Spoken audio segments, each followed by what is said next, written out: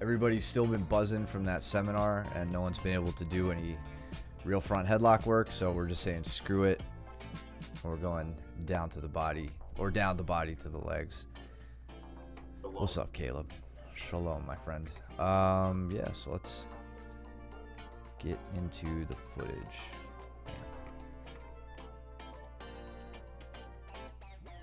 Oh, and of course, after the power outage, or whatever flicker happened, we have to tinker with our camera again, so it's a little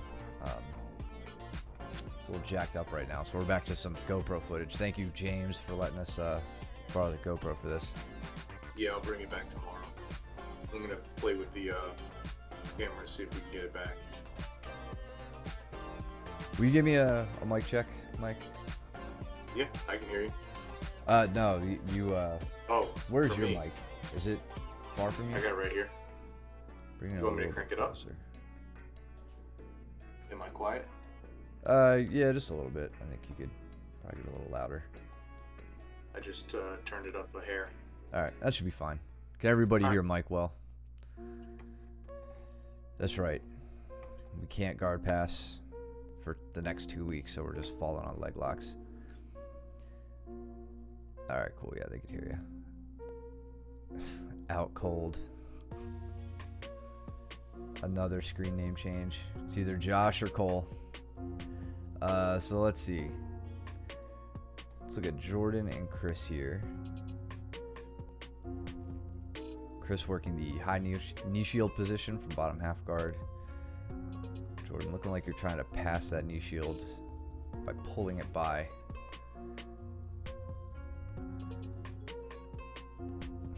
Josh just slapping Austin in the face repeatedly, as usual.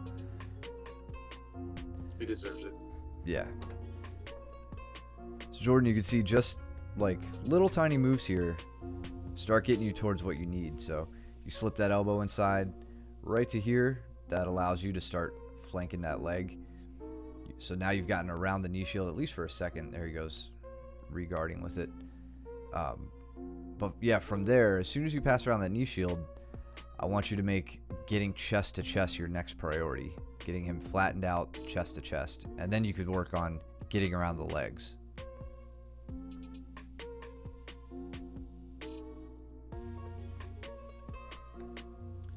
What did Josh and Austin do? They just...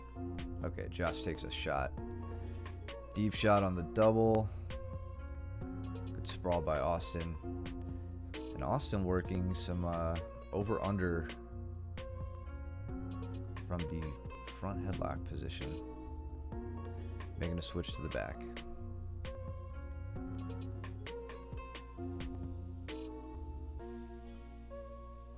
Jordan was trying to sit into a leg lock there.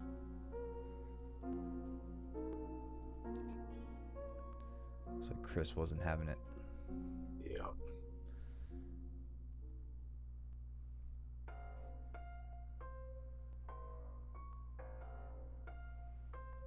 And here we have Josh using the threat of attack. Threat of Yep, submission good to get to Darce. pass. With a good Darce. There we go. All right. Smart roll by Austin to get his back to the mat. And roll towards this. Now he's got to get his elbow down. Josh Oh gets his man, guard it would have pass. been good to meet you in person, man. Damn. Shame. I hope you enjoyed your stay. If you're, Yeah. well, unless you were just passing through, then, you know. Hope you enjoyed wherever your trip took you. Ooh, Austin trying to counter to this knee bar. Let's look at this. So Josh is keeping his legs pretty far here from Austin. We're kind of losing. Hold on a second. Just because we're using different footage now. So let me Oh yeah, you kind of like blow it up. adjust the screen a bit. Yeah. We're going to resize this. Give me 1 second. We should be able to get everything on screen here. Good enough. Yeah, that's better. So big reach for the toes to pull that foot towards him. And then now, let's look at that one more time.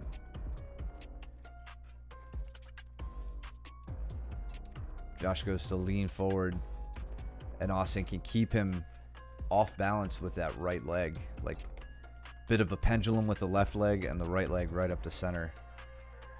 Just about landing into reverse ashi. Josh gets his leg safe.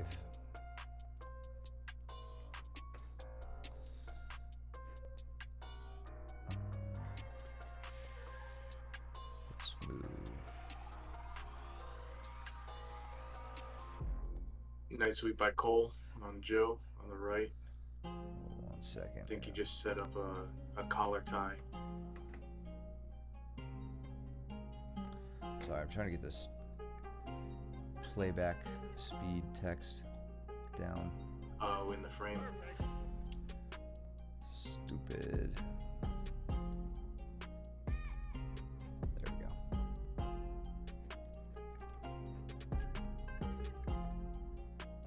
All right. Anyway, let's go back a little bit. What were you saying? We got Joe and Cole. Oh yeah, Cole's returned to the mats, working some guard passing and guard retention. One arm Cole. Love it. I'm glad the healing is going along well enough to get for Cole to get back on the mats. I want to say 7 weeks post surgery. There he is. What's up, Perp Daddy? What's up?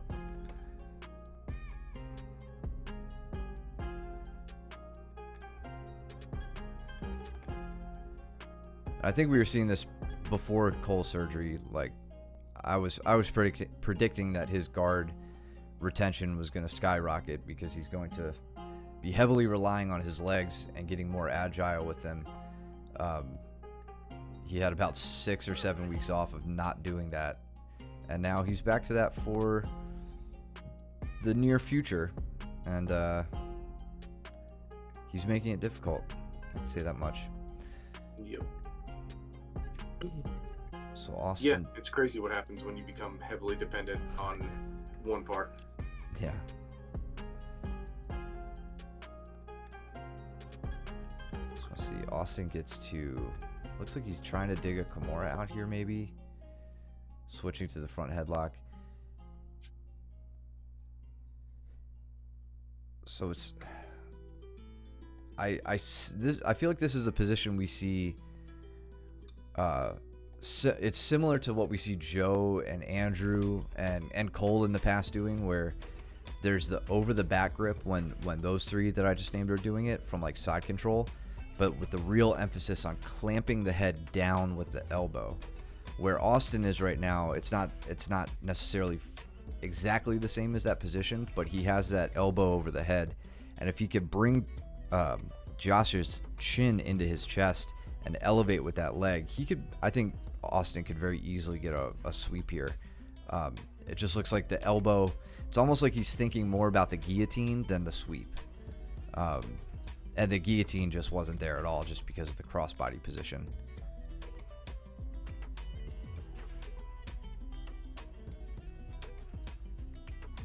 Like how Josh did a shin pin and went over to the weak side, or put Austin on his weak side to start the pass here. Yeah. He's using his hand trying to keep that leg at bay. Mm-hmm. Now switching.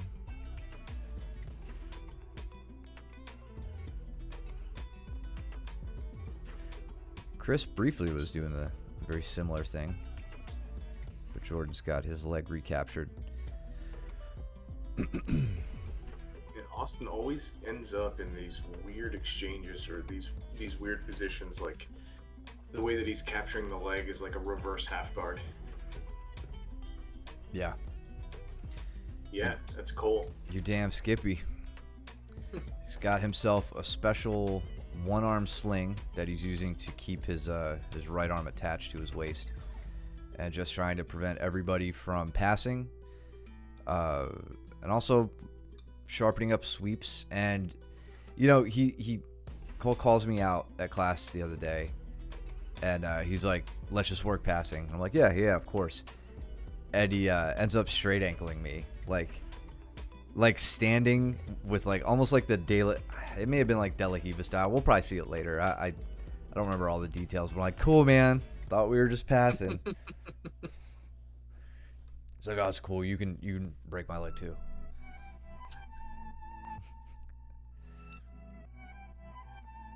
How did I pass Chris's guard here?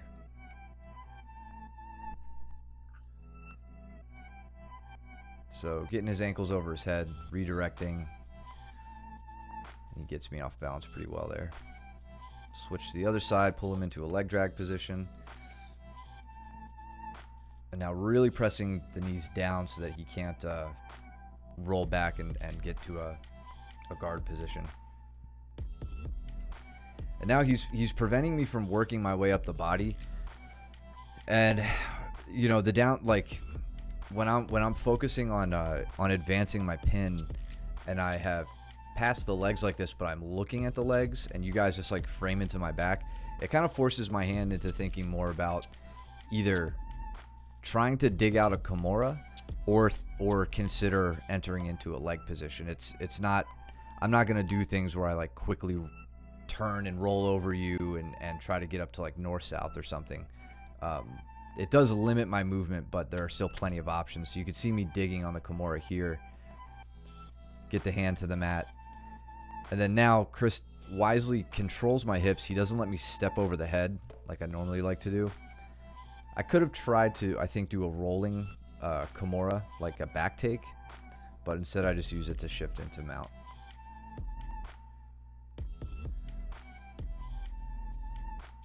James, I like your thinking. You're like right above my head over here with you and Josh. Just establishing this 2-on-1 grip, even from a seated position. I'm not sure what you're thinking as far as like attacking the legs, probably like double Kouchi or something. Some of the common stuff we go over, but I don't know. This 2-on-1 alone stops a lot of advancement, either from a seated versus standing position, or working against someone trying to set up body locks. All that stuff. I really like that 2-on-1 grip. Ooh, looks like Gavin's trying to choke you. Yeah, he was being really mean that night. And then he tells me that I was being mean because I didn't tap to it. So he's doing that rolling that Darce entry that Gary was showing. Yep. That looks pretty deep. It felt very deep. So you notice I'm trying to take my elbow down towards my side, yep, rather than letting it go up nice and high. Yeah. That's to alleviate the strangle pressure.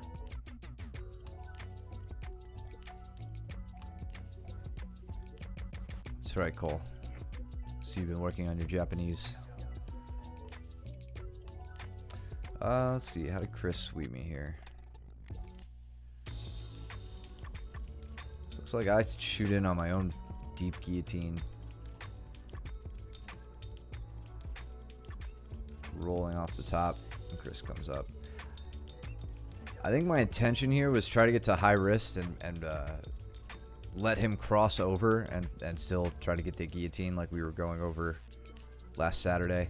But I didn't get to a high enough wrist position to make it effective. So lost position. 1 second, I missed that one. So I throw up my front headlock right here. Oh, even before that. Yeah, I did it from mount, so I get to there to slip it in.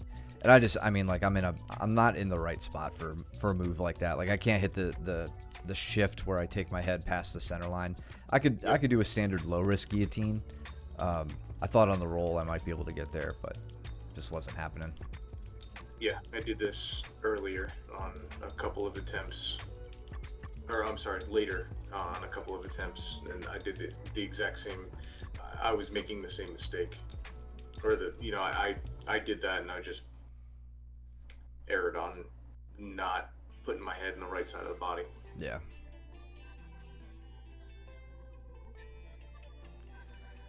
Cole with the sweep.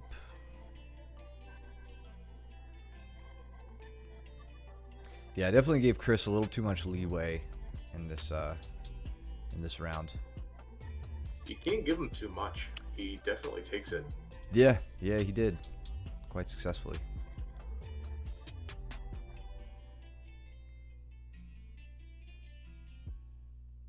it was nice to hear Gary talking about, and I'm not in the least comparing myself to Gary Tonin, but I think during the Q&A session he had touched on how little he cares about tapping in the training room, and it was just like a nice reminder that even like some of the best grapplers in the world, it's like they're not out trying to like win every single match in the training room or stuff like that. At least a lot of people. I'm not, dude. I'm not comparing myself to him. It's just I always feel like it's easy to get in your head, especially at lower belts, when you get tapped, you know, by like the same guy, or you know, maybe you have a rash of bad days in the gym, and you think like being tapped in the training room is like the end of the world. It's like, nah, you'll watch me get a rear naked strangle, or you'll watch Chris get a rear naked strangle on me here. I'm like, all right, I'll just work my escapes, and turns out Chris has been working on his finishes, so he catches me here very nicely. Yeah, dude, I'll tap right now. Straight up, big os.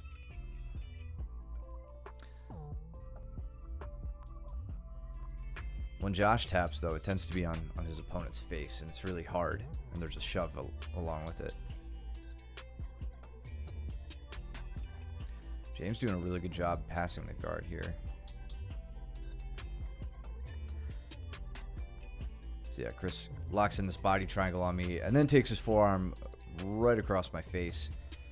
And I was holding it out for a while. Like you see, I'm trying to pull on his elbow to keep his elbow from putting the twist in. And he just wasn't letting up, and my jaw really started to hurt. So excellent job by Chris to fight through for that finish. And to do the thing that I always tell you guys to do, which is trust the choke. He knew he had something good, and just because it didn't come right away doesn't mean he gave up on it. So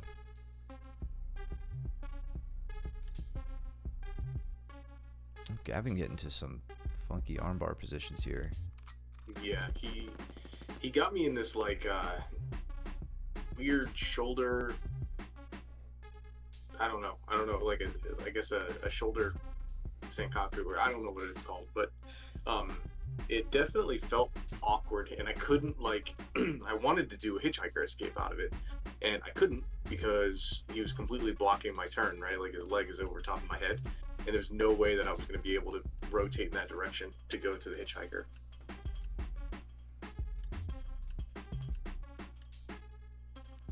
So I had to just hold it out. Yeah, he's making some good adjustments. I mean, if he would have rolled towards us, he may have been able to like start working to take you belly down again. Damn, coming up on a nasty little Kimura attempt. Yeah, I was telling him after that, he just was stringing everything together. It was really nice. Love it. Oh, our stand-up round. Yeah. And Caleb and Chris, Steven and Braden.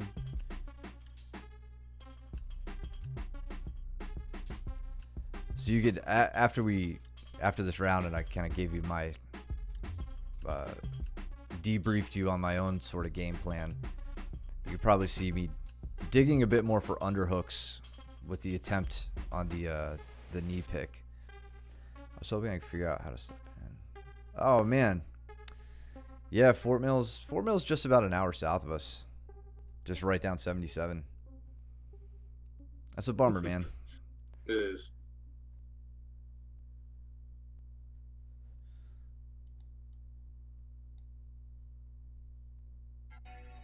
You were definitely attacking my feet more than you typically do. More than you've done like over the past year or two. I was starting to put some things together in my head about how I could threaten it, and Gary's seminar definitely opened it up for me. Oddly enough, like he didn't really talk about it, other than like the one like Dayashi Barai attempts and stuff, but I started seeing them a lot more during the drills that we were doing that day. And so I was like, let me see if I can start stringing. And that's the only way to get you away from doing foot sweeps on me, is to press them on you. Yeah. If you keep me from getting my footing down. So I was rewinding just to see how Caleb passed and got into mount. Real grinding, heavy pass here. Dude, that's later in the rounds. You'll see him do the same thing to me. Yeah, Just miserable. it's excellent. I mean, he's controlling the head as he goes. He's got this like, let's say a low risk guillotine here set up. And then switching to the to a higher wrist. It's still a low wrist though, I would assume. I like how composed Chris is staying though, even if Chris doesn't get out of that, which it looks like he does. But like, notice Caleb's really laying it on right now. Look at like arching his back, and Chris is making sure his neck's safe, but immediately trying to disrupt Caleb's connection to the lower body, right? Stepping on the legs, trying to open those up. Notice as I reach up for that front headlock on you, you're like, cool, thanks for the back. Yep. It was all I could do was keep your hands from closing to get out of that.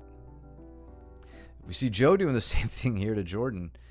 Looks like Jordan's knee breaks like right here. Let me see if I can. Oh, okay. It wasn't. Looks like Jordan stepped out and just kind of like lost his balance. Maybe he got a bad step on that. I thought Joe like kicked the knee or something, but Jordan, you gotta watch your knees, dude. Yeah, man. From experience, I can tell you. You're gonna end up in a TikTok video, go viral. Joints bending the wrong way. Who needs them? It's a good way to not get your legs attacked for the next 2 weeks if your legs are broken.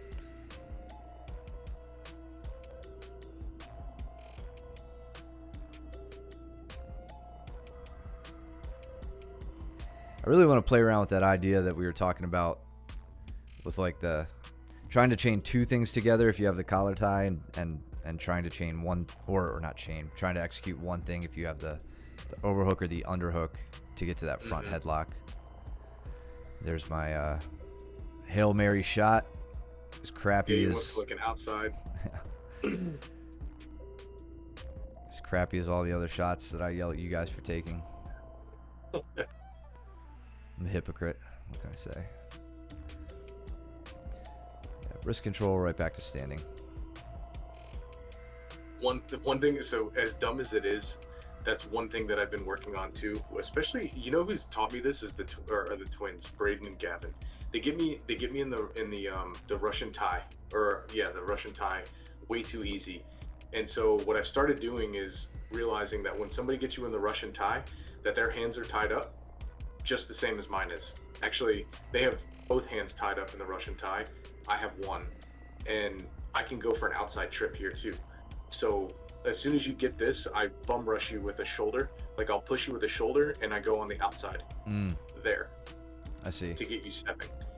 Because I know that if I can initiate and get on the outside of your feet and drive in, that you don't really have too much unless you can really turn the angle and hit like an Uchimata off of a really strong whizzer. But like your arm is a little too low to hit the Uchimata, if that makes sense. I don't even think I've seen an Uchimata from a Russian tie before, to be honest. No, I guess what I'm saying is like if like you the leg had up the like middle.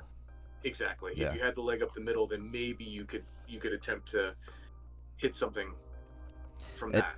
And not, just to add to that point further, like you're preventing me from doing that. Look how, I mean, when you bum rush me here and you make me step back, my feet get crossed up like for a split second. Like right here, I am not in a good spot. I'm pretty vulnerable at this point. So I'm not setting up shit at all. Yeah. So you can either get out or keep going on the attack there. Yeah, and I mean, kind of going on to what we were talking about before with the outside knee pick, you could even follow that string. You can string that up with an outside knee pick. Like if I went and reached through with my left hand and try and tap the far knee, that would have been a good setup. Yeah, for sure. You know, you gotta watch head position, but that's something to play with. Another heavy guard pass from Caleb here. Austin going on the attack on Alec.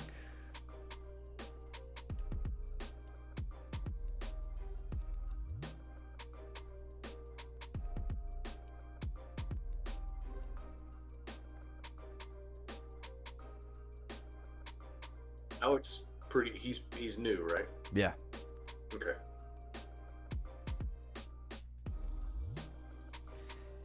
Yeah, he's new. He's pretty strong. He's got long limbs.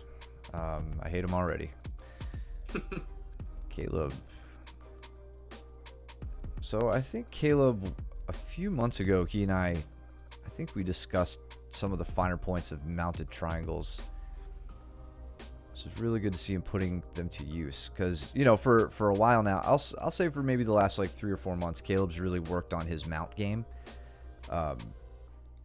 Beyond just being one-dimensional with like smothering only when you get up there, right? Like it was early on.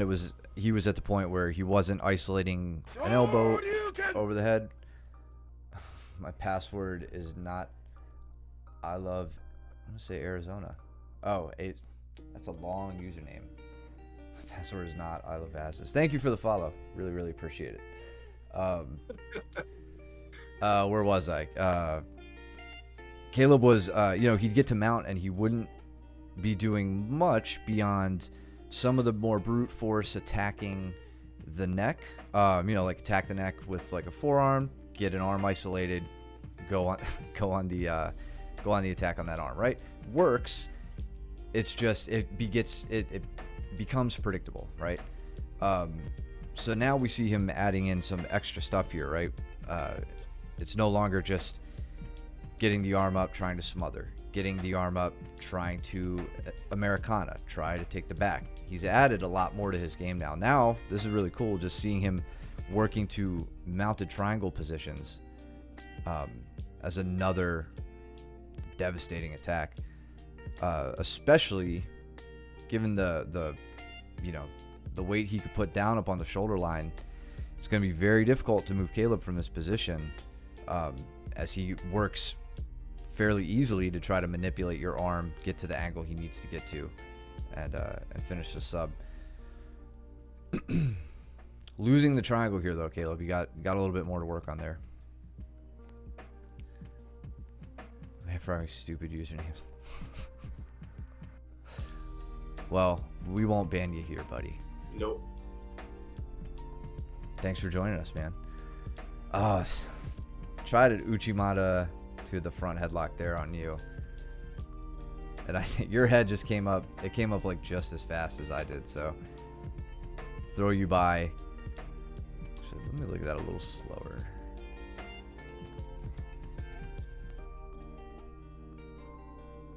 So I have the overtie, pull with the bicep to throw you by with the overtie. As you circle back to me, throw the whizzer on, go for the Uchimata. I don't really get your posture broken down too much, though. I mean, I guess a little bit. You're hinged at the hips, but you're ready to come up just as quickly as I am, and you get your head to the inside. And then now with my posture up, you're on a body lock.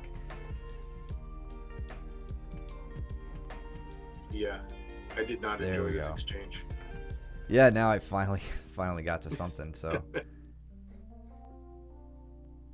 yeah, as you went back down, I took advantage. Yep. I was trying to get my head out, and you were just, your shoulder was right up on top. Yeah.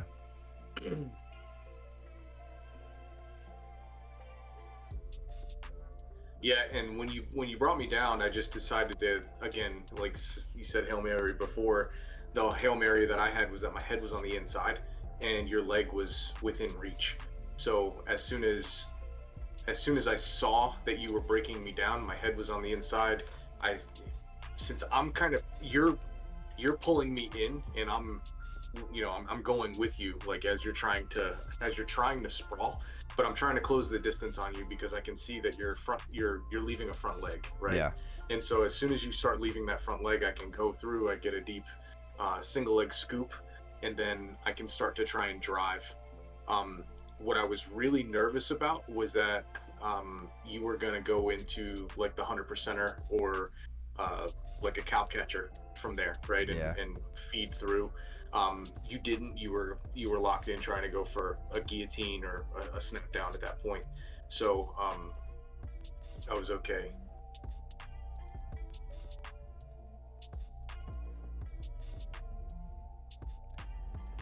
Yeah, again, it was like, all right, you know exactly what I'm thinking with the front headlock stuff, so Yep.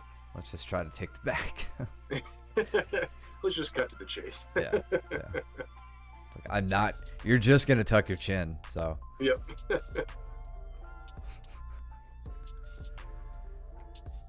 Glad to see everybody making friends in the chat. This channel's not just about jiu-jitsu. It's about No, just friendship. finding common interests and making friends over it. Look at Caleb here working the clamp guard on a nasty little straight arm. Chris doing a killer job though. That was great. Look at this again. Alright, so Chris is starting to escape the back. You might be right.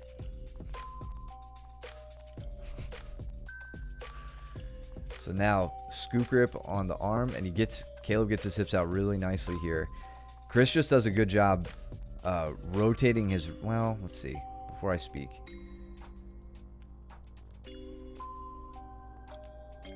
like he's getting his arm to a position that may not be the best actually. So, Yeah, remember, like he's down. Yeah. So we think about which way would the thumb be pointing. You want to break the arm opposite that direction, right? So if we take that into account here, Caleb has got his arm twisted up pretty nicely here. So with Chris's arm pointing this way, or I'm sorry, with his thumb pointing that way, his elbow pointing this way, but Caleb can bend this way. This is really good for Caleb, actually. Right here, like watch Chris like wiggling his wrist a little bit, trying to misalign that dangerous spot. All right, so I think I know how to improve this, Caleb. I don't know if you're still on, but the way that I've had good success with this straight arm lock is by getting up to an elbow. So you're down on your right shoulder, and you don't really have too much leeway here, right? You would have to do like a really deep crunch to get the elbow in danger. But even still, Chris has his arm, like his elbow is pretty deep into through your elbow line, through your forearm line, and you're gonna have a hard time straightening out any further before you can start crunching in. And the way that I solve that problem is by posting on my right elbow. So I'll do like a get up, and I'll post on to my right elbow, and then keep my left arm exactly where it is. And that gives me enough room to slide my forearm back and forth to find the elbow in order to do that front crunch. I don't know if that's making any sense here, but you don't, at any point, at the entire sequence, you stay down on that shoulder. I think you'd have a little bit more flexibility in the movement, I would say, if you posted up on that elbow. Yeah. It's Also, almost like you trapped yourself. Yeah, and look at how many grip variations he goes through here and trying to like find his way through it. It's almost like Caleb is panicking more than Chris right now. Chris is the one with his arm in trouble. Kind of like how I say trust the choke when you guys are working strangles.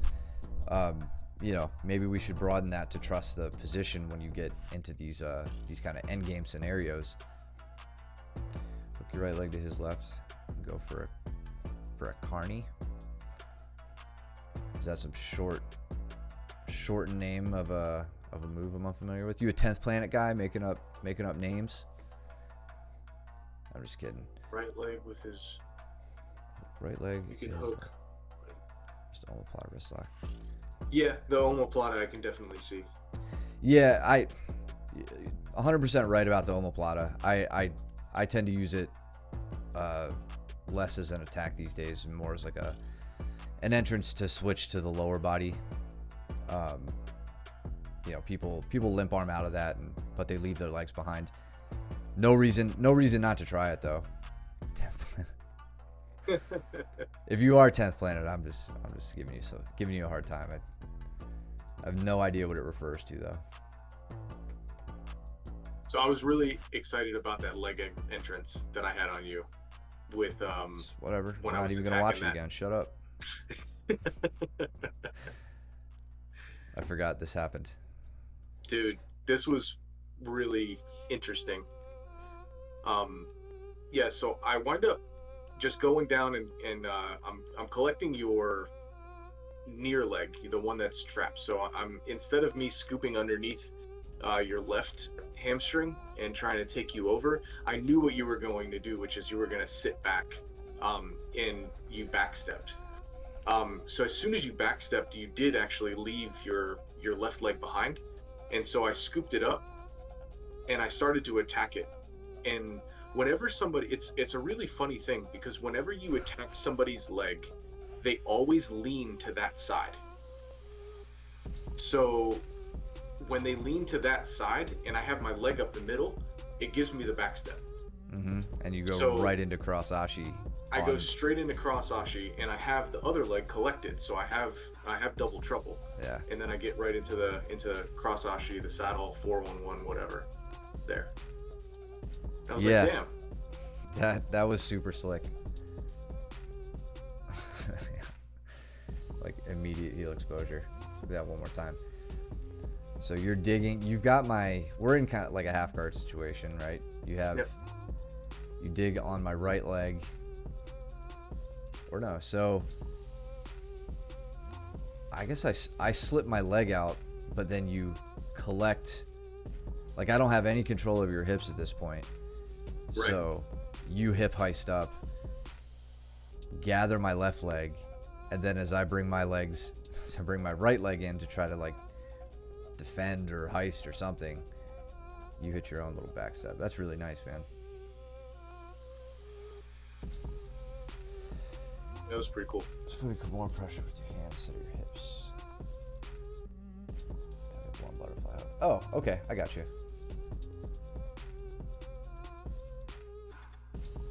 Yeah. Oh, I know what you mean. Yeah, so basically switching into a Kimura with what we would call like a cross Kimura type. Yeah, I got it. So Steven wasting no time here, not passing, and just knee barring. Chris wasn't in much trouble there. I feel like he kind of let this happen a little bit. Look at as Steven sits, like the knee isn't really well gathered. Like Steven didn't take a big turning sit onto the hips. Like, you know, there's a lot of space between Steven's hips and Chris's right now. But, you know, Steven just doubles up on the grip here, pulls himself in at that point, and then now Chris is in some trouble. Chris is like, all right, yeah, cool, let's get it over with. What's up, Brandon? 3 ways to pass the guard. Sub is one. Sub is one of them. Yep. Yeah, man. 100%. Threaten the sub, loose passing, and tight passing.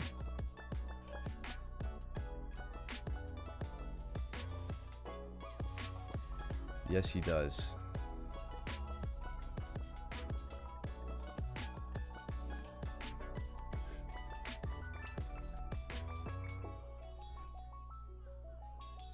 Steven in on a Kimura, dorsal Kimura, and then into the scissor. The leg scissor. Oh no. So this is when it happens. Yeah. Okay, so Chris, man, of course they just go off screen. Yep. It's probably for the best. Chris takes a little nap here.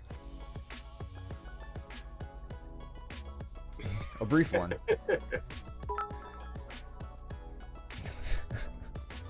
Is that why you changed your name? Do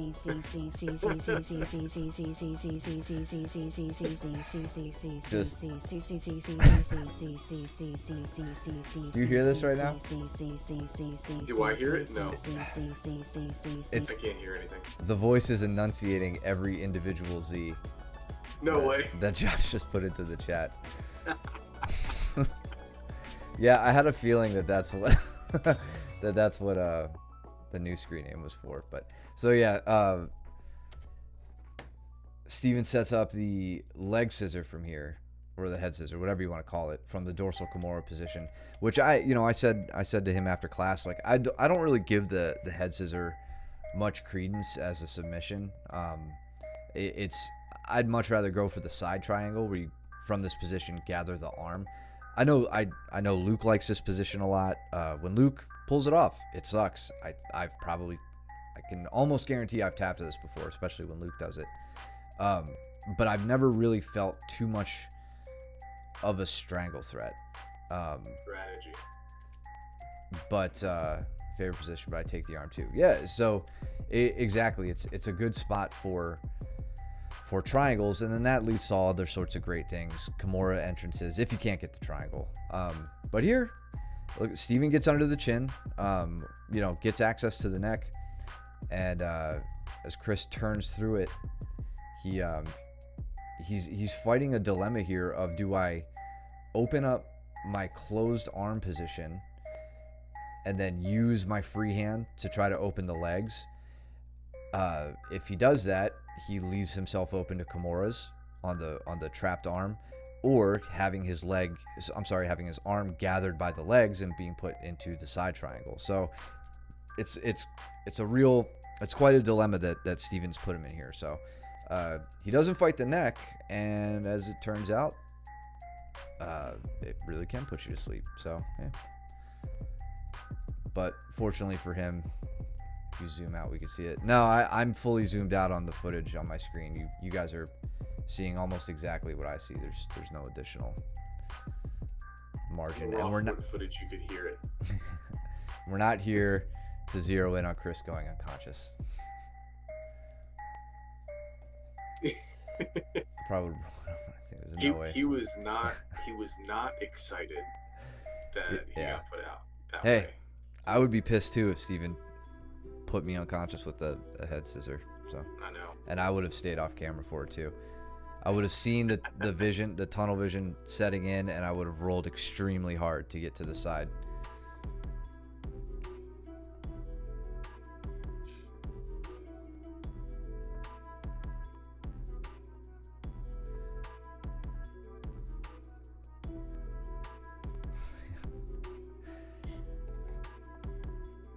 Which in any other tournament would DQ me, but I'm not going out like that on camera. So we got, I think, Kale going with Joe.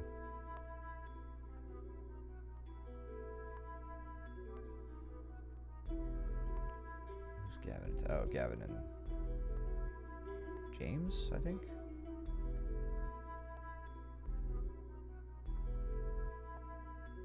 Yes. Yeah. You gotta try everything. Yeah, straight up.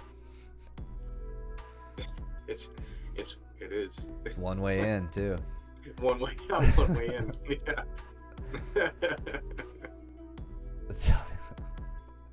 Hey man, there's a fun sense of humility that comes with putting this. You gotta get used to it. This footage out into the world of you in the training room. Everybody wants to be awesome all the time, myself included, and I can't hide that now. So far I've been choked out by a blue belt who later went unconscious. Mike reversed me with a super sick leg entry with like less than 30 seconds left before I got out of the round.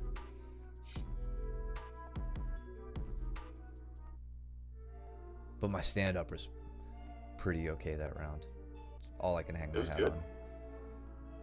Yeah, it just took me like 4 minutes to get there. You scored points. I didn't score any points. Damn right, dude. I win until I lost. So let's see. I think this is Eric going for the knee bar on Caleb. This is a point that we talked about a little bit during the seminar when we went over Gary's Victor roll entrance. But this is something really good to put into practice if you find yourself playing around with this like reverse ashi knee bar position. instead of rolling, you get the knee bar. Instead of rolling to the outside, why not collapse your weight onto that the secondary leg, right? We always want to control the second leg as much as we can when we're in things like cross Ashigarami or reverse Ashi here. Outside Ashi, not so much. You're facing outwards. You can only really face one leg at a time from that position. But with positions like cross and reverse Ashi, you should make it a point to collect the secondary leg to make it more difficult for your opponent to roll away or to run a second leg interference on the grip when you have it. So something to keep in mind if you guys are playing with knee bars. Even what we saw Steven do earlier, right at the start of the round with Chris, he fell away from the body with that knee bar. It worked out for him there. But you can spin that leg and still fall across the body and collect the secondary leg there. Yeah, he also that's a good point. He also does like a two-handed approach to where he grabs the toes with one hand and then the heel with another, right? So he'll like he like holds it like a telephone that way. And I mean that, to be honest with you, that's my grip when I have like what Matt's talking about, which is I guess when I have the attacked leg is the bottom leg. But well, you know, I'd be speaking out of turn because I honestly don't go for knee bars all too much. I like to play very fluid with the knee bar because it gets me into cross ashi. So I don't know how I play knee bars anymore. I need to play with them. I can't recall you hitting knee bars recently. No, it's been a minute since I have. Dean Lister's way of knee bars where he does what he calls the telephone. Hugs the leg and holds both of his shoulders. Oh yeah, like he gets it and keeps it here. Yeah, I know what you're talking about. That's so Dean Lister is like a leg lock master. The only thing I would poke holes in with that particular grip is like you've got to have your heels. I would think you need your heels really dug in behind your opponent, and really be putting on the extension, that spinal extension, to throw the lock on quickly, because you don't have, if your hands are on your shoulders, you don't have any control over the rotation of their leg. So you definitely in that case want to be pinning that secondary leg with your body. If you've fallen to the outside and you're holding it like this, they can still rotate their foot or rotate their whole leg, and they only need to do it a few degrees to really like misalign and be safe there. So yeah, tombstone or whatever grip, telephone grip, whatever you want to call it, like do that all day. Just make sure that you're wedging that second leg in place. I know Gordon likes to do, like he'll gather the secondary leg and the primary leg. He uses the hand that has gathered the secondary leg, V-grips on the ankle, and then pulls his arm inside for a lat grip. And then he still retains the secondary leg. So he breaks with the lat grip, but holds the secondary leg with his other arm.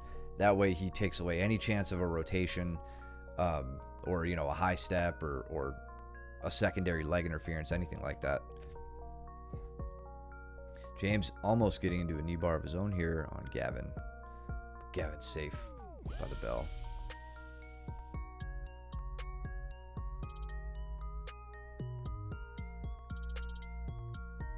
I really I'm equally pissed and still in awe of that smooth ass leg entrance you did. I really want to practice that myself. I backstep from top half guard. I never backstep coming up from a hip heist. I don't think I've done that frequently enough to make it like automatic. I gotta look for that.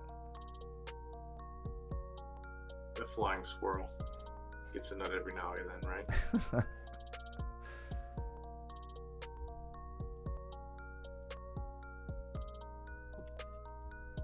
This is my first round with Cole back on the mats.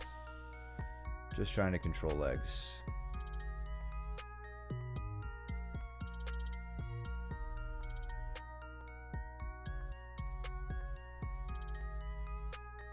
Is that you with James here? Yeah. Yeah, speaking of humility, the next few rounds are me getting smashed. All that standing up, tiring you out. I was exhausted. Not gonna lie. Monday was not my finest hour.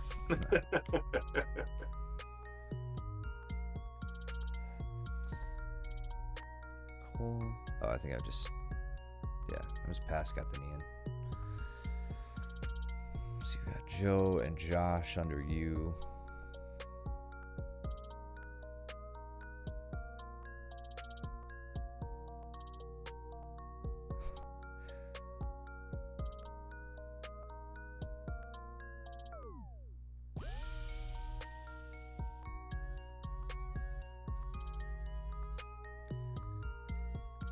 James, this is a situation where you may want to consider a page from Mike's book, which is switching into North-South.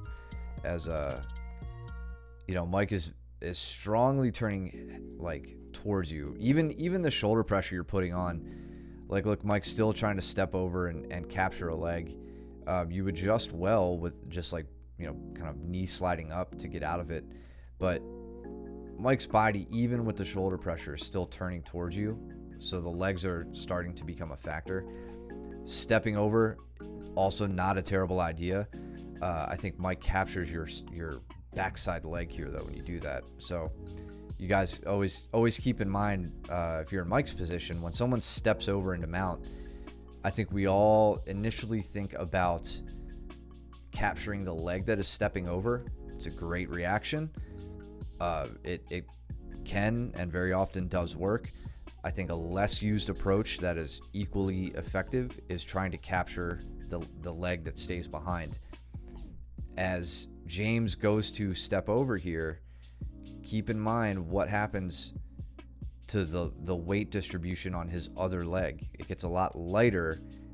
As that leg comes over and plants, the leg that stays behind gets light and is a little bit more easily lifted off the ground. So Mike can then step that corresponding, his left leg, he steps it out and captures and can start working his escape, immediately setting in an underhook briefly. Yep. Did you tap me, Cole? No, you've never tapped me ever. Yeah, Cole like grabs my ankle and I'm like, oh yeah, just passing, and he pulls it up into a nice straight ankle. His left arm hasn't gotten any smaller, that's for sure. And I feel the full effect of a straight ankle. It's a really interesting question why people don't play Neon Belly as much. I mean, like, I think I'm seeing it a little bit more than I had in the past. But I feel like people feel like, I feel like Neon Belly can be thwarted a decent amount, and people feel like they can get their legs captured through Neon Belly, rather than settling into a side control or transitioning into a mount. Myself, I play Neon Belly a lot. I actually really prefer going to Neon Belly, but I can't really figure out why people don't play it that much. I think, my thought you kind of alluded to already.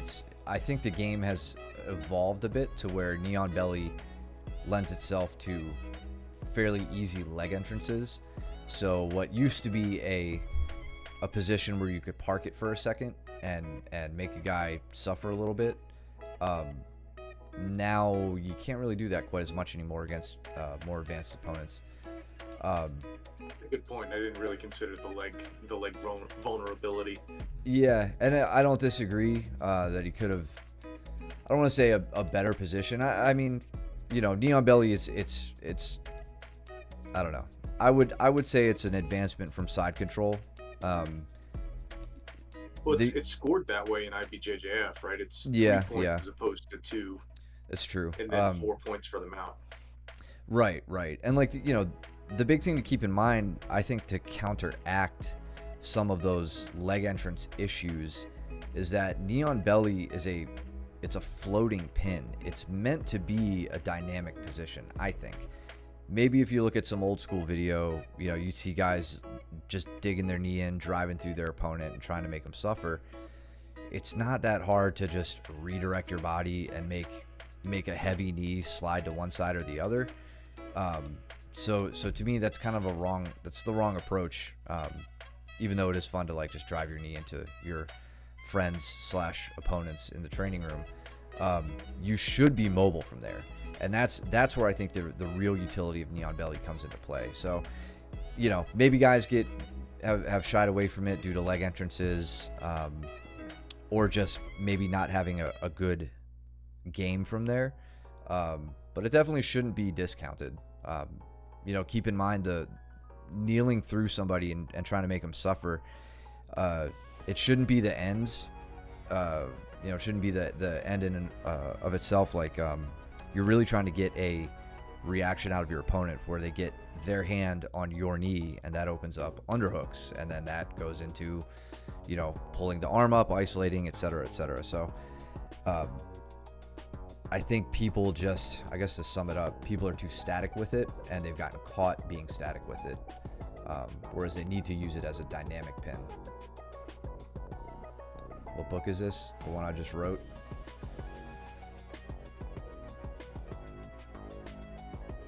God, CB toe hold Cole here. It's awesome. He sucks.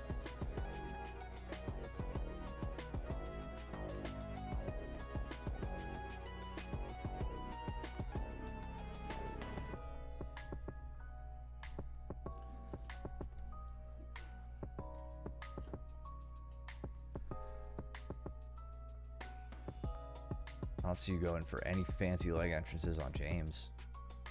I was exhausted trying to go for a really cool one on you.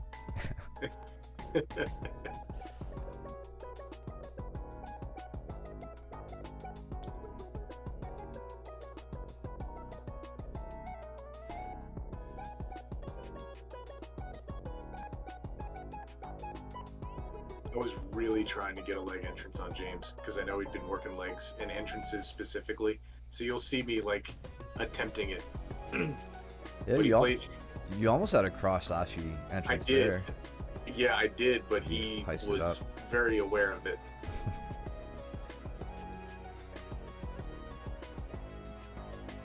Yeah, I don't think I've got James. I haven't gotten to roll with you the last few open mats. His awareness to the leg entrances has like exponentially increased. Nice.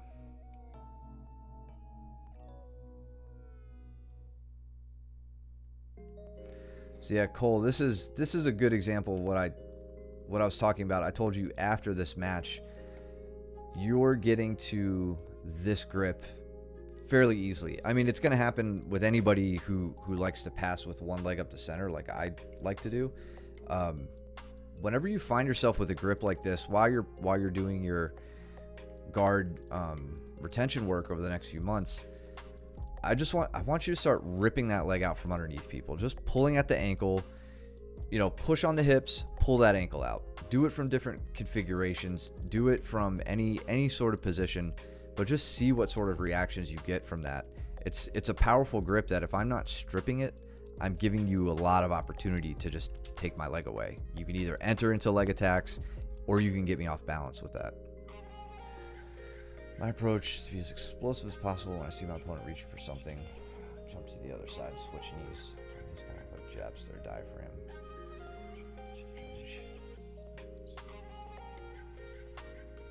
I mean, that's a fraction of the word vomit I spewed, but yeah, I think that makes sense, man. What were you gonna say, Mike?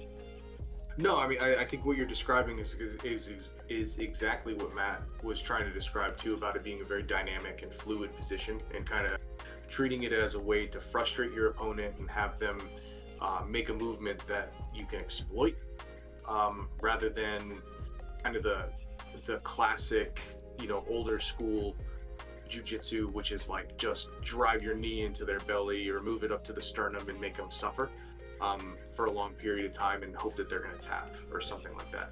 So I think you guys are effectively saying the same thing. Yeah, and what you say there about jumping to the other side, like that's what I'm talking about with the utility of the pin, right? The floating pin. It's all about you being able to move while they can't. Just since it happened, so to the point I was making earlier about knee bars, you can see I start to go for that rolling entry that we played around with, that Gary was showing us. But I land in a position where I have both legs, but I don't have my body weight pinning the secondary leg. So what do? I make sure I have all the legs. I push off the mat, pendulum over now to where my body weight is pinning that secondary leg, and I feel like I can start getting to work, giving Braden some trouble here. He slips the leg anyway. I'm in the knee bar, but he gets his secondary leg free, so switch to a 50-50 heel hook position. Let him work out of this.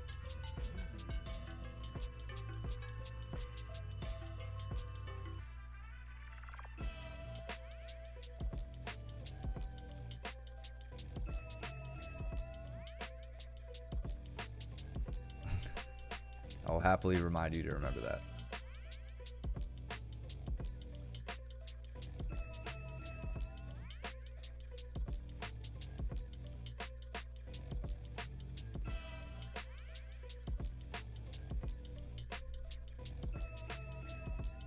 And I think this is Gavin and Joe nearest us.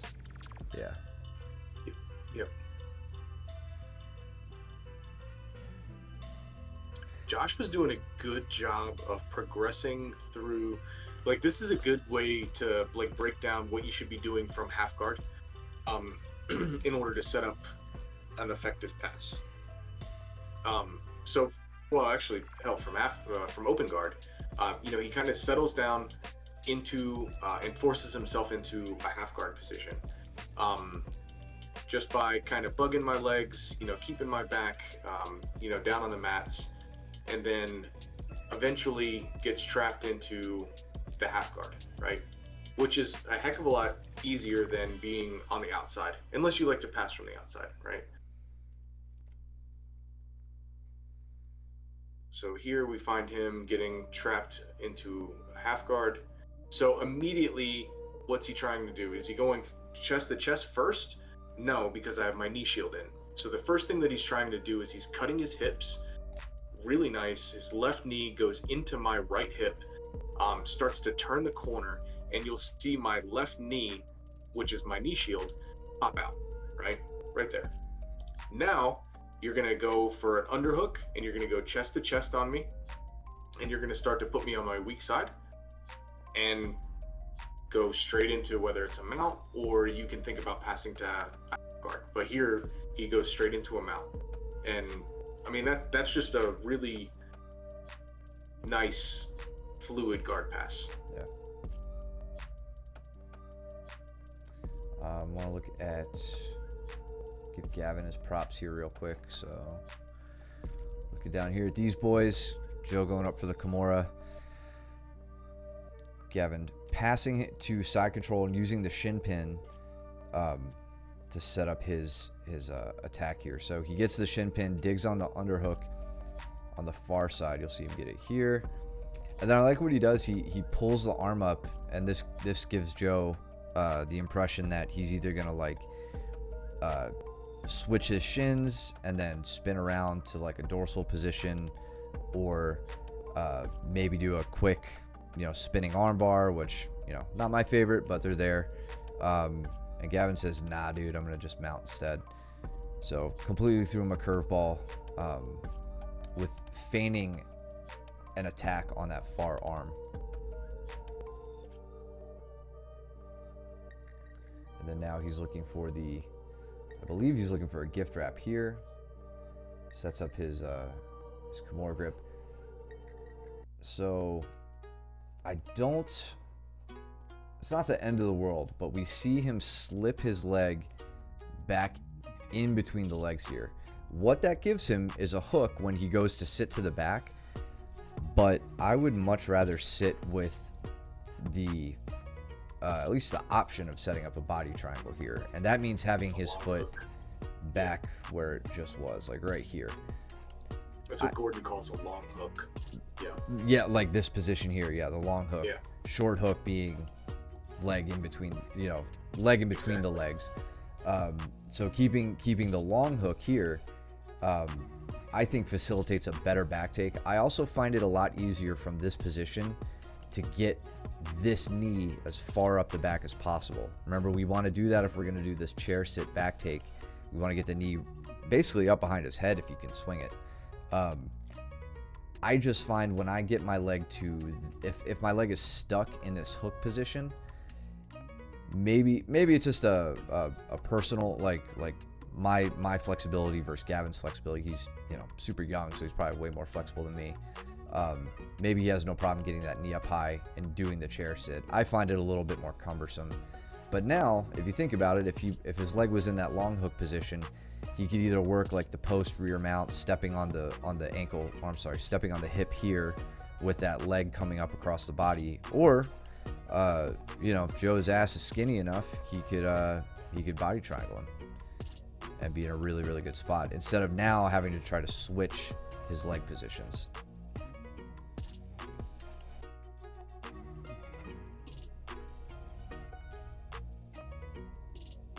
Josh looks like he's really trying to make you miserable here. Yeah. But you turn up, get that inside elbow position.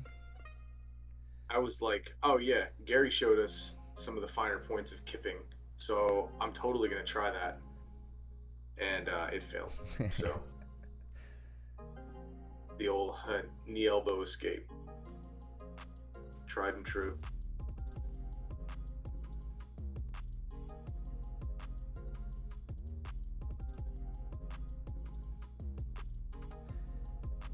My password. How long have you been training? Guy on the bottom, thread and ankle lock. Are you talking about right here?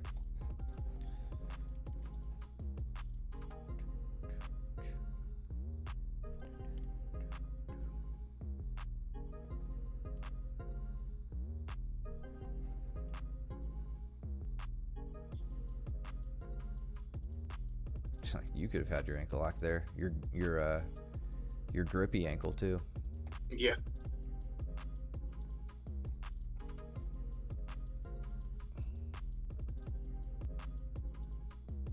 I was really hoping to enter the legs. I was like, I just want to be done right now.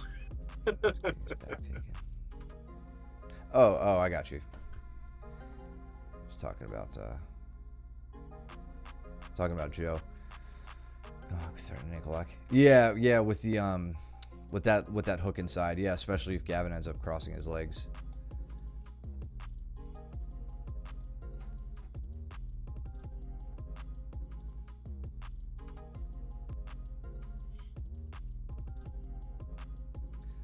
Quick step over. Came right up and took it off. I was like, all right, I guess this is happening. You look like you just invited him. I did. Yeah. I guess. And he just sank in the arm triangle like no problem. Yep. But he's not dismounting. Because I think he knows he's losing that elbow. Yeah, my shoulder was pretty far down. He couldn't get his head low enough. I was just making it difficult. So I'm trying this piece again. He was so high in a mount that I was like,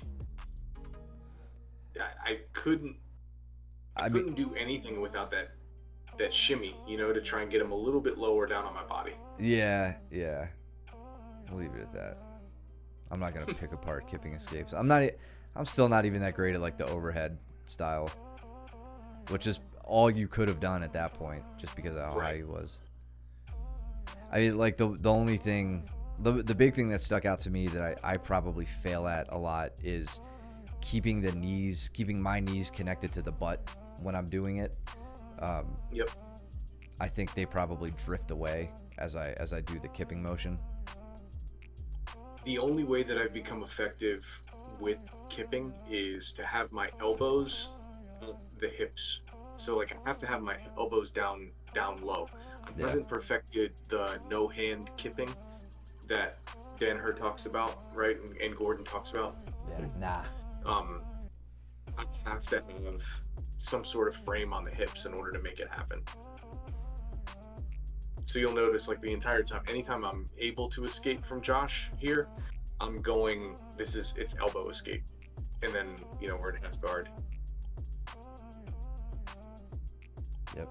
After right there. elbow escape, right? And then right there, you get the knee up through. Yep. Josh, a little high with the hips there. Too much control. You had too much control over his head. I think he was putting himself in some danger.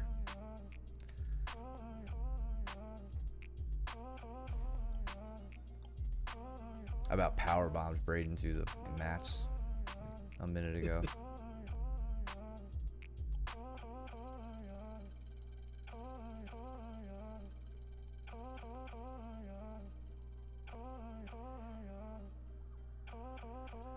So I really love getting elbows very close together and then going for this kind of grip, elbow to elbow grip over somebody's triceps.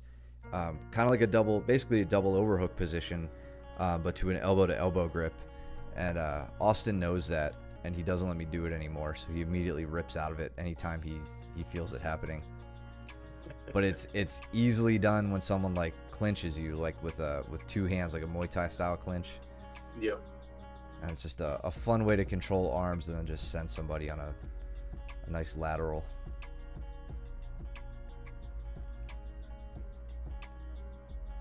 Austin and I have a really fun leg lock battle here later in the round.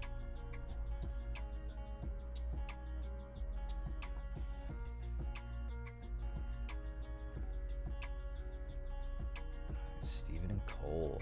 He called me out right after I had trained with Caleb. So I had to mess up his legs. Who did? Austin. Oh. Okay, you want to roll? I'm like, right after I've gone with Josh, and then Caleb, and now you. Okay. I unintentionally dodged Caleb that night. Like, I would have trained with him, and I just kept getting called out immediately after a round would end, and he'd be like, Matt, what the heck?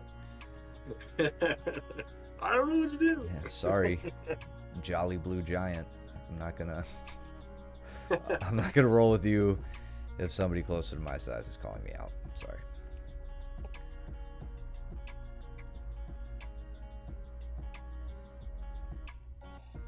When you shove your feet on the opponent's armpits, push him back, and roll, you can immediately disengage and pass. So you're talking about like pulling your feet up, putting them into the armpits, shove them back, and roll, can immediately disengage. If you're against noobs, you can enter a leg lock position. Yeah. Does require flexibility. Yep. It is thwarted by a heavier mount, like with heavy chest pressure, which, I don't know if this is your first time watching our stream, but you'll find lots of people in this class smothering, doing that chest smother position, which would negate that as an option. But yeah, I mean, if someone's sitting upright and they're leaving themselves open to it, certainly worth trying. Yeah, I honestly haven't hit that in forever. I think I gravitated to the elbow pass the elbow escape, and just use that fairly reliably. But yeah, you can make some cool highlights using the escape you're describing. Well, thanks again for the follow, man. Yeah, thank you. How long have you been training? I can't remember if we asked that or not. I did. He dodged the question. Ah. Got to play good cop, bad cop with him.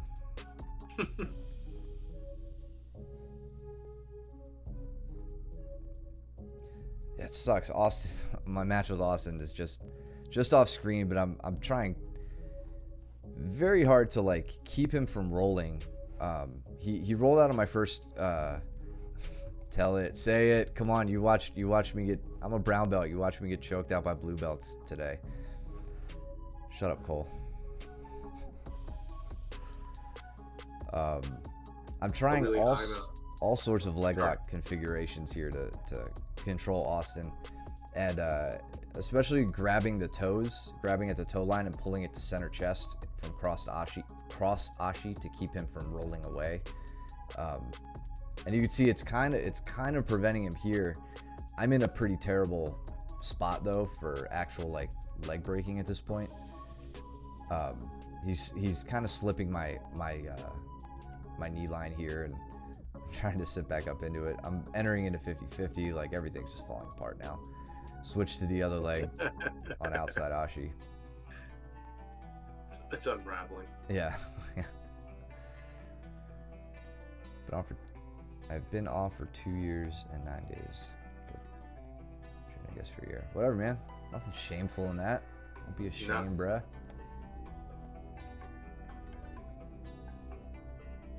Did you actually train at a 10th Planet school? Or was that, were you just using some of the vocabulary? Let's move on with Stephen and Cole. Been too busy watching myself. In ball, yeah, I mean, you've seen the stream enough. You know that we generally go to that like a mid to high mount. Oh, I missed that. And you know, like the more I think about it, I think the higher you go, I think the more it allows the person on bottom to kind of like, you know, invert and get up underneath you, like to flip around you rather, kind of like a north south, right? Like if you're in north south and you play really high to the head, then somebody could potentially like go over the back. So I could see it. Yeah, that makes sense from high mount. Their hips have mobility. Damn, Iraq. That's a new country to add to the list of international viewers. Damn, yeah. No one is a 10th Planet guy. I don't know if that's an insult or a compliment.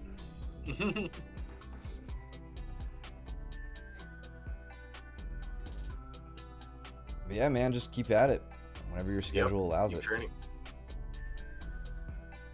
All right, so we got me with Eric, I believe.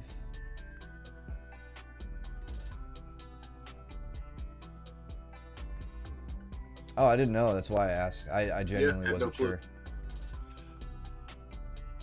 We have guys who watch the chat who've been training like twice as long as I have, and they barely ever speak. So I never know what to think whenever people talk about how they train or their tendencies or whatever. Some people are just students of the game, right? Like they can watch and understand it.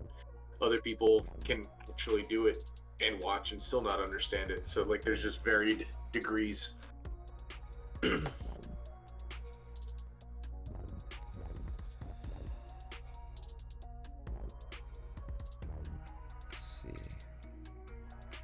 Gavin do here? Looks like Kale gets to, or maybe that's Eric. I know Eric likes his arm bars. No, I think that's Kale. That's Kale. Yeah. It's a little smaller.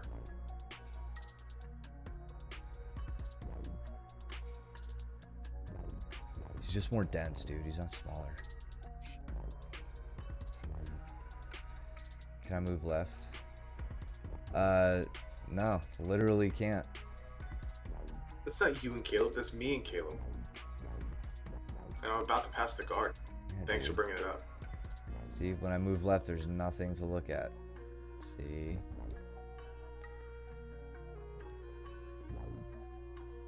What's up, Pib? What's up, Pib?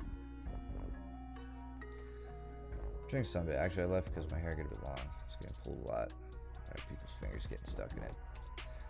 Yeah, there's a lot of hair left on our mats after a few students, namely Justin and Arsam and Aries, but Aries is gone now after they roll.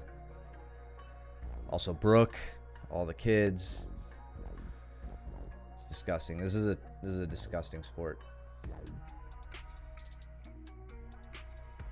Caleb was doing like the Homer Simpson choke from north south on bottom to me. It was so annoying. Yeah, you can see it. Oh, right. Yeah, I was like, What is going on right now?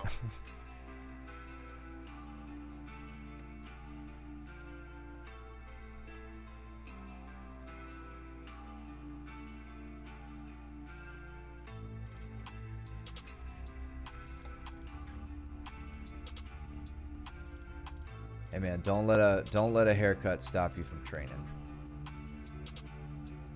We don't even let our broken joints and torn muscles and tendons stop us from training. Don't do that. What is the Homer Simpson joke? It's a super advanced joke. Only taught to certain people. Yeah, and that's the only name it goes by. Yep. Yeah.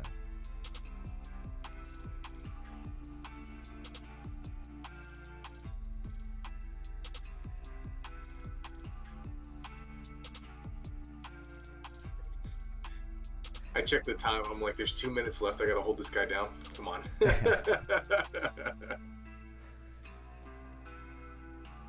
Highly classified. I just want to call it out, but I want to see a bit more intensity here. Throw those legs up. Get those hips up. Crank on that. Gavin's going to get to a point where he's not just going to let you bussy. Oh my god. So immature. Gavin's not going to let you do that for long, Kale. So.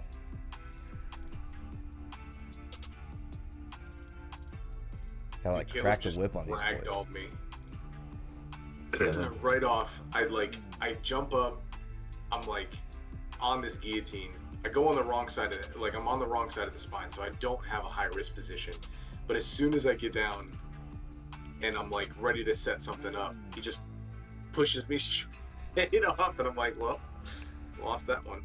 Okay. Be on bottom a little longer. Yeah.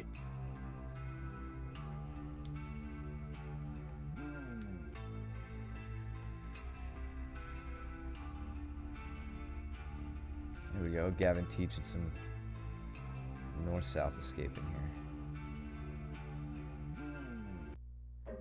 Yeah, this is definitely a situation where I would just like collar tie and then like heist up and just try to get away. That really is my primary strategy these days with Caleb is do not let him get on top. That was really good. Chasing you down, holding that ankle. He was, yeah. I thought I was out. But I had to turtle up. Bro. And then he finally passed. This is great, man. He's doing a good job controlling you. Yeah.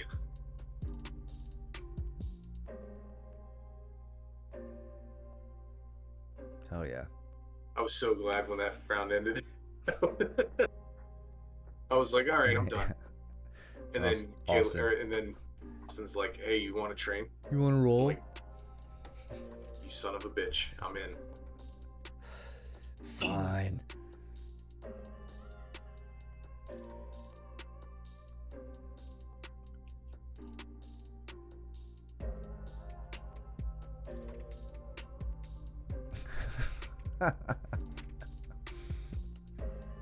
It's the right password.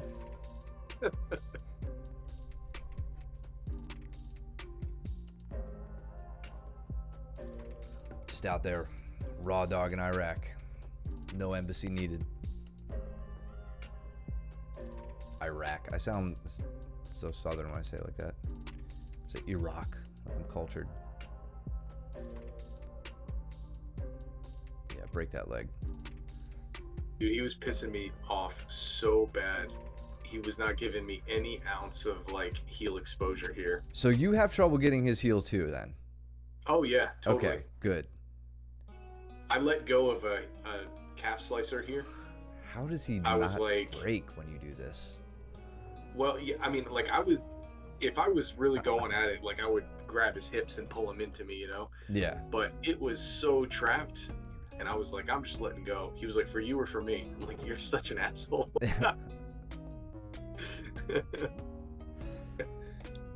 All right, it's a combination. It's Iraq, not Iraq, not Iraq. We'll call it Iraq then. We'll go the other way with it. The old Camaro. I rock Z. I'm gonna take your word on that.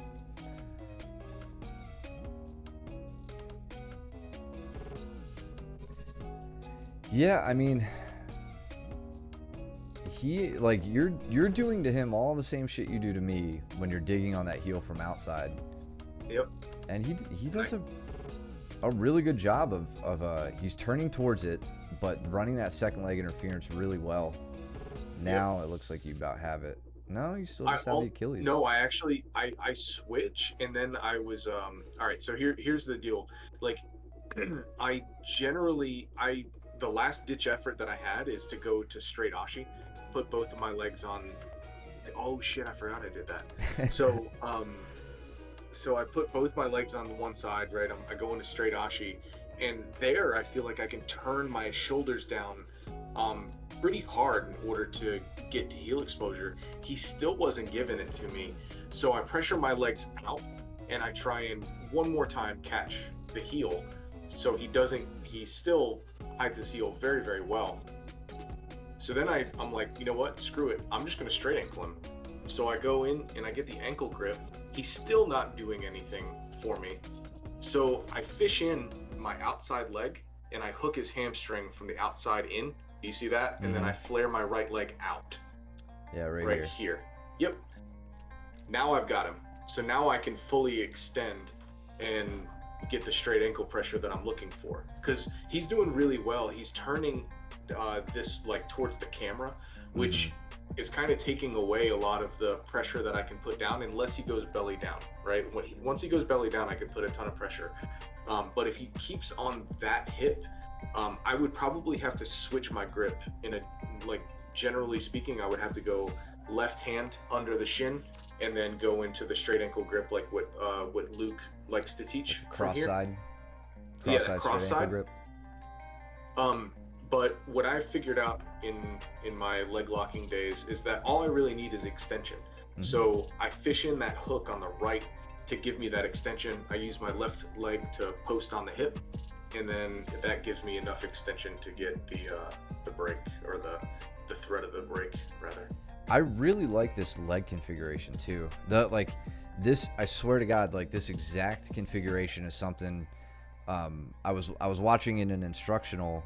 I was watching Gordon do it recently, and I'm like, I've never tried this before. I took a screenshot of it to remind myself to play around with this outside butterfly hook, and then the leg. The only difference in what the position I was looking at was if you guys just rotated to your right like 90 degrees, and your inside leg here would be behind him, digging heel into the back further through, right? Exactly. I yeah, do that as well. Yep. He uses that, or he emphasizes that as a really, really superior braking position, and it's a leg configuration I'd never even considered trying. So that's really cool to see you use it, even from a position where you're not on the side of like pinning that leg. Yo, man, don't shit on Florida. I would assume it can. Yeah, I mean, it depends on how much of like reaping pressure I would be able to get from my right knee coming over the top. Yeah. God, I need to write down all the stuff I want to go over. Just between the Tonin seminar and then a bunch of leg lock stuff I'm trying to incorporate. Yeah, guillotines, front headlocks that's going to be my main focus right now.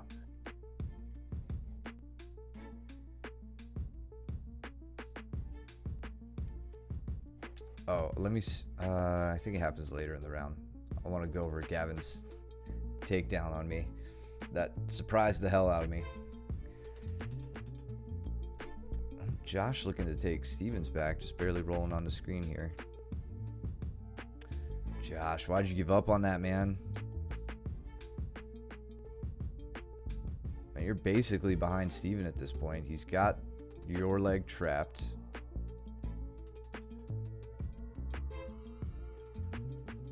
I'd like to see you start. So you're kind of giving Steven a bit of a freebie here. We're looking to the left side of the screen. You can kind of barely see Steven's fingertips here on this leg. I think Steven is wisely not defending this arm too much. I think that's what I'm seeing. But with this, you know, with this gift wrap that you have here, I don't know. I'm kind of thinking I want to see this arm that you're using to push on the knee to free your leg. Keep your leg in there. It's just a hook at this point if you take the back. Use this arm instead to take a wrist grip on Steven's arm. Pull that away from your hips to try to move your hips up the body with the intention of taking the knee that's behind his head up towards his head, like I was talking about a little bit ago, and then work to taking the back from there. Let him keep that leg. Just try to get behind him now.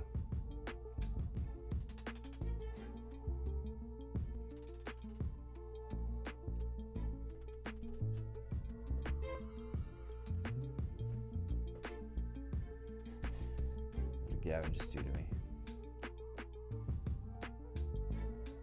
So I'm reaching in on a Darce here. I think I had a Darce, but I was kind of letting Gavin work out of it. So there, he gets my hips up, gets the roll. Okay. And for my password for the neon belly thing, you'll see, like, I use that transition on Austin here. I'll sit in neon belly for a second until I feel like I can clear that arm with a mount. If you go back a little bit further, I think you'll see me go from side control maybe. Yeah. So I come in, I pass the guard. You'll see me heist up with my left leg. It'll go across his hips. Soon. There. And then I'll chill here for a minute. I'm not gonna pass into a mount because of the, because Austin's really crunched in. He's got his right elbow close to his right hip, and it's going to be very difficult for me to pry that away. And if I were to slip into a mount here, he's going to capture my leg with his legs, right? He's looking for it, right? He's just made a little hoop for it to fall right into. Right. So here, my whole goal is to extend his far arm. I scoop under the arm, I take it up above the head, and then now you'll see me, and you can see that neon belly wedge that I'm creating here. I can stay there for a while. I actually prefer to stay here, and but I wanted to shoot for like into like an S mount. I really wanted to destroy him. You sounded so Russian there for a second, like just casually. Yeah. Really wanted to destroy him. But he didn't let me, and but I took mount anyway.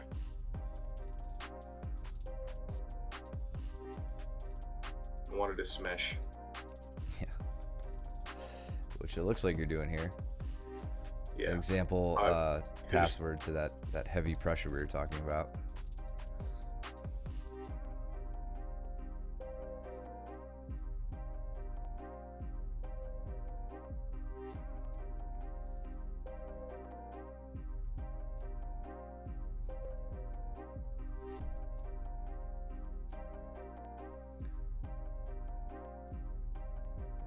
Now re-entering to that mounted triangle position.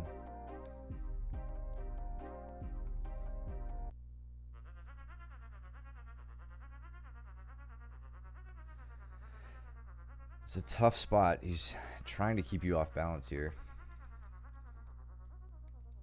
Oh yeah, I forgot about this too. So last week, I think on Sunday, or this past Sunday, I went over with Austin, or I was talking about like the configuration of the legs in the triangle, especially the mounted triangle, and what like I like to see from the mounted triangle, or where I've had decent success with the mounted triangle, is trying to get my shins to point in the same general direction, meaning like they need to be parallel with each other rather than being perpendicular, and that's what I was trying to emphasize here with Austin.